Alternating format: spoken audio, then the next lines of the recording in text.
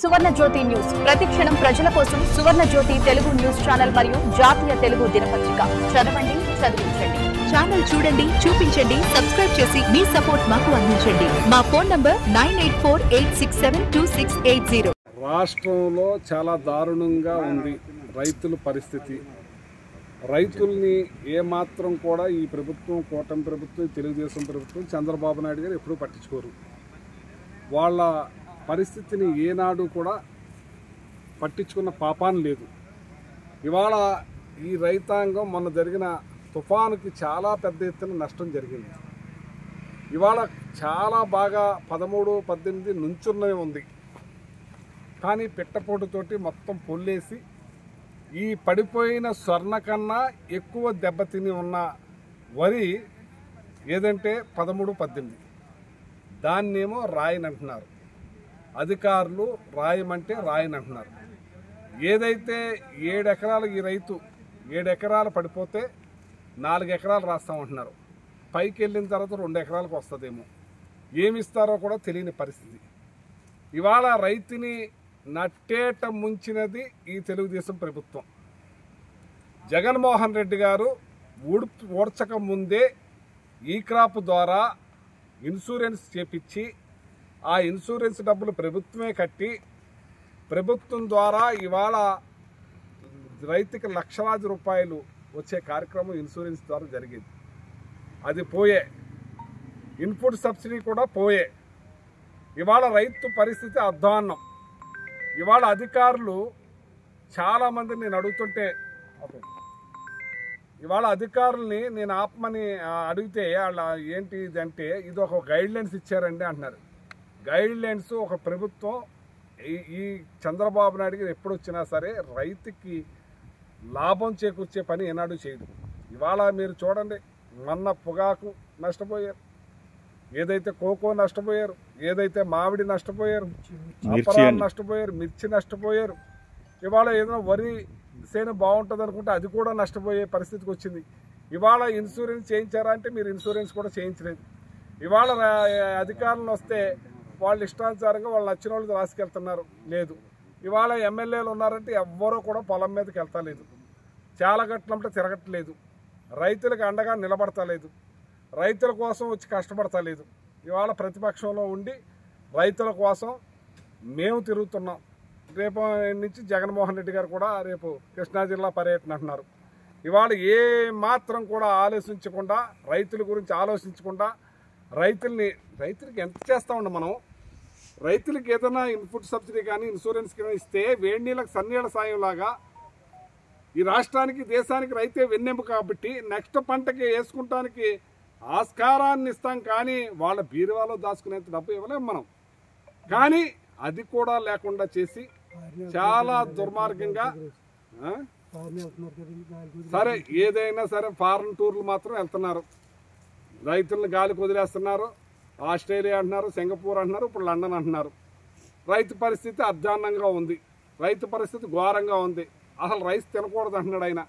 రైసే పండించకూడదు అంటున్నాడు.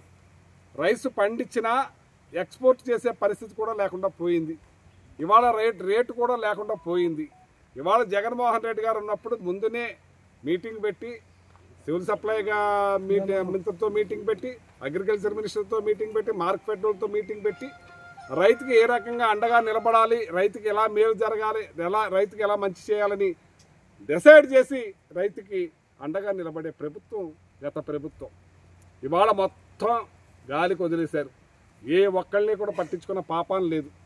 ఇవాళ సూపర్ 6 అంటే అందరూ ఏమనుకున్నారంటే ఆల్రెడీ జగన్ ఇచ్చే పథకాలు కాకుండా సూపర్ 6 వస్తుందేమో అని అనుకుంటే ఏదో నడ్డి విరిసినట్టు అయిపోయింది. ఇప్పుడు ఏ మాత్రం జగన్మోహన్ రెడ్డి గారు టోటల్గా 3,32,000 కోట్లు 5 సంవత్సరాల్లో కరోనా వచ్చినా చేస్తే ఈ ప్రభుత్వం 2,40,000 కోట్లు సంవత్సరంలో కాకుండానే చేసేసింది. ఏం చేసిందయ్యా అంటే ఏమీ తెలియదు. ఏమి ఇచ్చారే అంటే ఏమీ లేదు. ఏమైనా పెన్షన్లు పెంచారంటే పెన్షన్లు ఉన్న పెన్షన్లే పీకేస్తున్నారు. రైతు భరోసా లేదు. ఒక 5,000 మాత్రం ఇచ్చారు.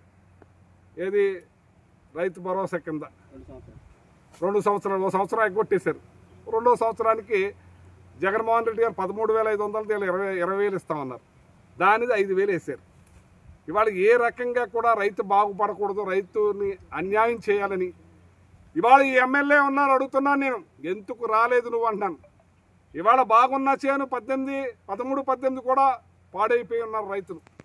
నువ్వు ఎందుకు దగ్గరుండి రాయిస్తా లేదని అడుగుతున్నాను నేను. నీ ఇష్టానుసారంగా నువ్వు హైదరాబాద్ అన్నీ తిరుగుతున్నావు.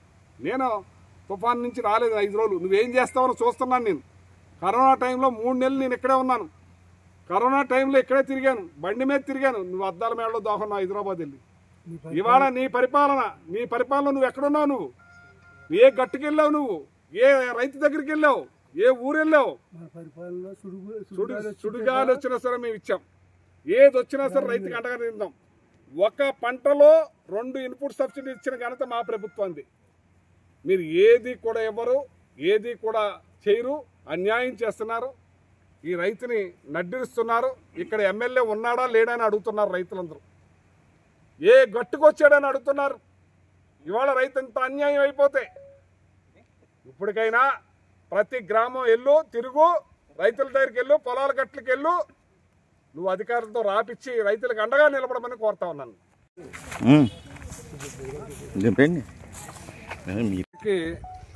10-12 బస్తాలు వస్తుంది, 15 బస్తాలు అన్న. ఇది కనీసం 10 బస్తాల లోపే. ఇది రాయని అంటున్నారట. ఒకవేళ అది రాస్తే మళ్ళీ వచ్చిన దాన్ని తీసుకోరంట, సంచివరంట.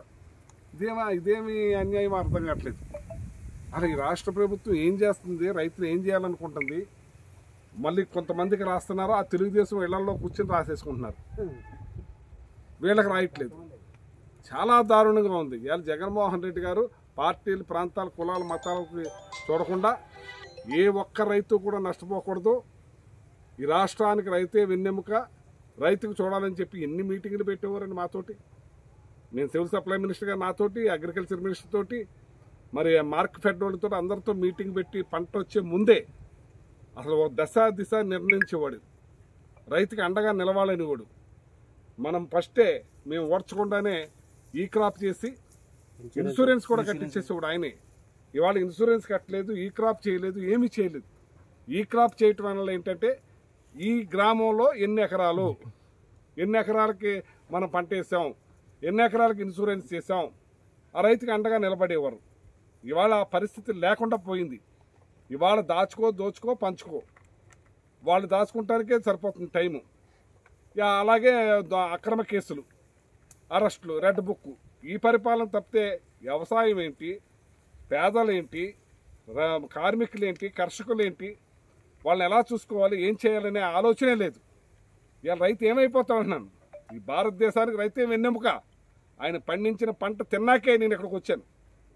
మీరు కూడా వాళ్ళు పండించిన పంట తిన్నాకే వచ్చారు. ఇప్పుడు ముఖ్యమంత్రి అయినా ప్రధానమంత్రి అయినా సరే అటువంటి రైతుకి మనం చేదోడుగా నిలవాలి.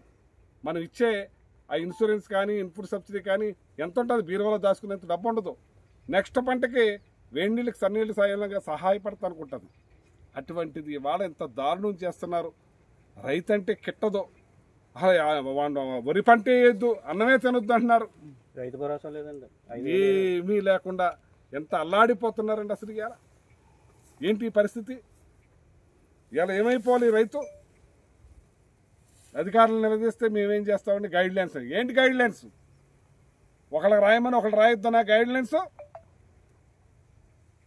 వైఎస్ఆర్ పార్టీ వాళ్ళకి రాయొద్దు, తెలుగుదేశం వాళ్ళకి రాయండి, వేరే వాళ్ళకి రాయండి, వేరే వాళ్ళకి రాయొద్దు, నీకు నచ్చిన వాళ్ళకి రాయొద్దు. ఇదా గైడ్ లైన్స్?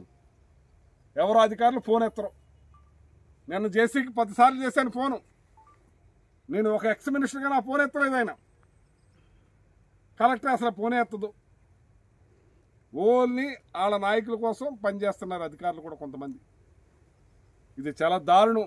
పోలీస్ వ్యవస్థ అలాగైంది, అధికారులు అలాగైంది. ఏమైపోవాలి రైతు? ఏమైపోవాలని అంటున్నాను నేను. నిమ్ముకు నేనెత్తినట్టు ఉన్నారు. ఆ ఎమ్మెల్యే ఉన్నాడో లేడో తెలియదు. వారం రోజుల నుంచి చూస్తున్నా. తుఫాన్ వచ్చింది. మరి నేను కరోనా టైంలో ఇక్కడే ఉన్నాను, ఇక్కడే తిరిగాను, ఇక్కడే ఉన్నాను. కరోనా టైంలో ఎక్కడున్నాడో తెలియదు ఎమ్మెల్యే. నన్ను అంటున్నారు వారం రోజులైంది తుఫాన్ వచ్చి ఎక్కడున్నావని. నువ్వేం చేస్తావని నేను చూస్తున్నాను. నేను ఏం చేసావు? నువ్వు ఏ గట్టుకెళ్ళావు, ఏ ఊరు వెళ్ళావు, ఏ రైతులు పలకరించావు? నువ్వు రా గ్రామాల్లో తిరుగు, రైతుల దగ్గరికి వెళ్ళు. నువ్వు అధికార పార్టీ, నేను రాయించేవాడిని. నేను అధికారంలో ఉన్నప్పుడు పార్టీలు చూడకుండా ప్రాంతాలు చూడకుండా అందరికీ రాయించాను. నువ్వు ఎందుకు రాయించమంటున్నాను? నువ్వు ఎక్కడున్నావు అంటున్నాను. గ్రామాలకు రా, రైతుల దగ్గరికి వెళ్ళు.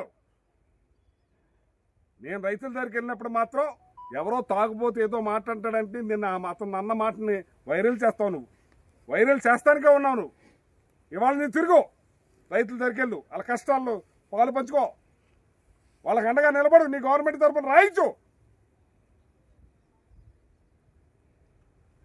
ఏంటి అని అడుగుతున్నాను నేను. ఏమైపోవాలి రైతు అని అడుగుతున్నాను నేను. రా, గ్రామాల్లోకి తిరుగు, రైతుల దగ్గరికి వెళ్ళు, పొలాల్లోకి వెళ్ళు, గట్లంటే వెళ్ళు. ఈ చూడు, నీకు చూపిస్తున్నాను. నువ్వు ఎలాగో చూడవు. రైతు ఎలా ఏమైపోతున్నాడు చూడుకో. తెలుగుదేశం ప్రభుత్వానికి కూడా చెప్తున్నాను, తెలియజేస్తున్నాను. మీ సైంటిస్టులను పంపండి, మీ అగ్రికల్చర్ ఆఫీసర్లను, పెద్ద వాళ్ళని పంపండి. వాళ్ళకి నిజంగా నష్టమైందా లేదా 13, 18